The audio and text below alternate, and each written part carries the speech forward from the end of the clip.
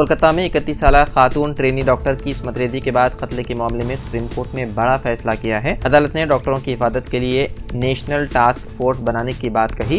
ये task force अदालत की निगरानी में बनेगा, जिसमें डॉक्टरों को भी शामिल किया जाएगा।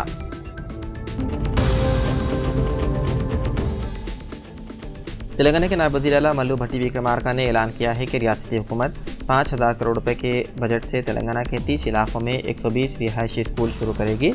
ये ऐलान सेक्रेटेरिएट में मुनक़िदा एक मीटिंग में किया गया, जिसमें रियासती वज़ीर पूनम प्रभाकर और SC, ST, BC और अक़लियती रिहायशी स्कूलों के अहदेदार भी मौजूद थे। इजलास के दौरान अहम हिदायत में से एक सरकारी हॉस्टल और रिहायशी स्कूलों में हर तालिब इल्म के लिए बेड और बिस्तरों की फराहमी। डिप्टी चीफ मिनिस्टर ने अहदेदारों को मौजूदा सहूलियात की फहरिस्त मुरतब करने और इजाफी ज़रूरियात के लिए तजावीज़ पेश करने की हिदायत दी।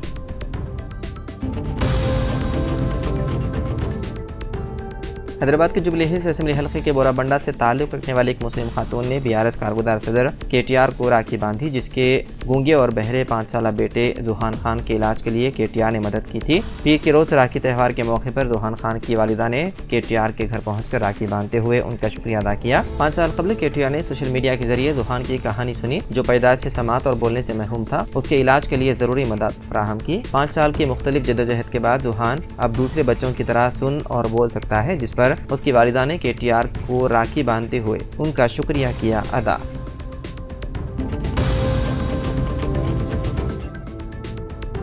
हैदराबाद में मंगल की सुबह हुई तूफ़ानी बारिश में एक शख्स की पानी में बह जाने से हो गई मौत, जिसकी शनाख्त 43 साला विजय की हैसियत से हुई है, जो यौमिया मजदूर बताया गया है।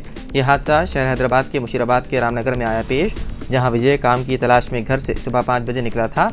पानी के बहाव में बहकर हलाक हो गया। सुबह 7 बजे मुकामी लोगों ने उसकी नाश एक चर्च के पास देखकर पुलिस को इत्तला दी। GHMC और पुलिस ने नाश को मुर्दाखाना कर दिया मुंतकिल।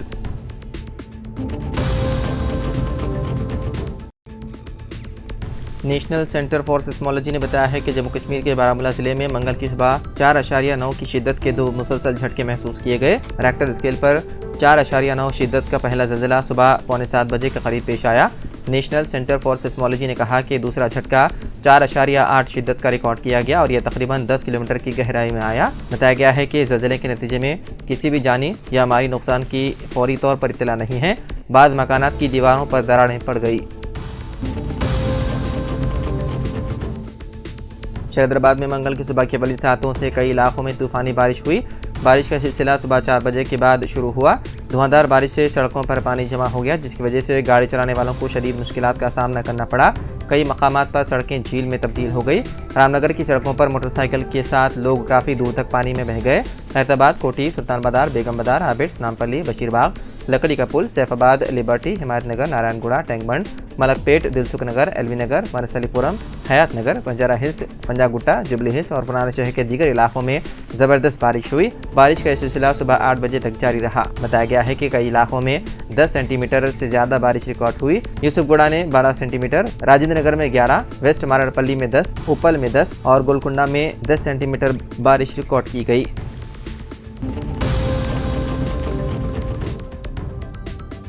हैदराबाद में गुज़िश्ता हफ्ते से सोने की कीमतों में इजाफे का रुझान बरकरार है और इतवार को 24 कैरेट सोने की कीमत फी 10 ग्राम की कीमत 72,770 तक पहुंच गई है।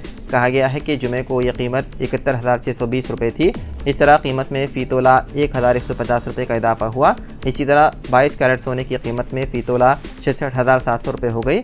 इसमें फ़ी तोला 1,050 रुपये का इजाफा हुआ है। वाज़ेह है कि गुज़िश्ता महीने सोने पर कस्टम ड्यूटी में कमी के ऐलान के बाद उसकी कीमतों में खातिर ख्वाह कमी आ गई थी, ताहम अभी इसकी कीमतों में इजाफे का रुझान चल रहा है।